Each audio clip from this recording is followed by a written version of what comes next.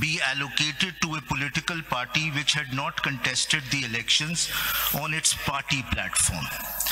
In other words, under Articles 51, 6D and E and 106, 3C of the Constitution, the foundational constitutional basis for the allocation of such reserved seats was the total number of general seats of a parliamentary political party in the election and not the contestation or votes obtained in the election. This is my principal argument before your Lordship, which I will explain.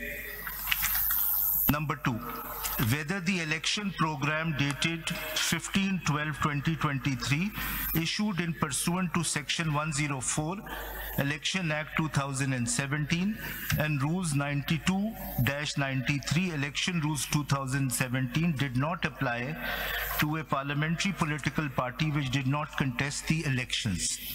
In other words, the aforementioned sections 104 and Rule 92-93 require a different election schedule for a parliamentary political party which only secured general seats on the basis of independents joining it after the elections.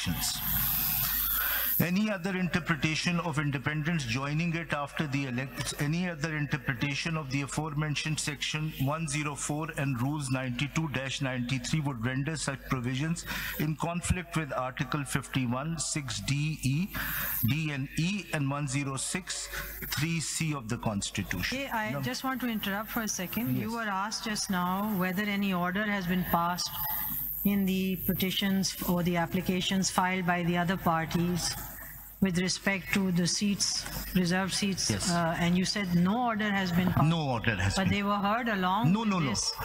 Recalling the independents. They have allowed their petitions. They have said that they are partially allowed. They have allowed it, so they have passed an order. No, I'm saying they have not passed any order on the prayer that the independents joining the petitioners should be recalled. They have not passed any order. That was also specific prayer. तो उसके बाद ही उन्होंने parliamentary party declare किया ना notification में उनको जी SIC को तो बाद में तो एलोकेट कर जी उससे पहले भी डिक्लेयर किया था उसके बाद भी डिक्लेयर ऑर्डर में ये नहीं है कि the independents can not join और कुड नॉट जॉइन एसआईसी नहीं ऐसा नहीं है ऑर्डर में उनकी प्रेयर हो सकती है but there is no order में नहीं जी बिल्कुल सही बिल्कुल सही number 3, whether any political party could be allocated reserved seats disproportionate to their representation based on the total number of general seats secured by them. Number 4, whether there is constitutional absence or silence about a situation in which there are leftover reserved seats which cannot be allocated to any party either because of disentitlement or disproportionality. If so, how can this be resolved? So these are the... Can I just ask a few clarifications? Ji. In 1, you mentioned parliamentary political party. In 2, you mentioned parliamentary political party. Yes. In 3, you mentioned political party. And in 4, you mentioned party. Is there a distinction between the 3 terms or not?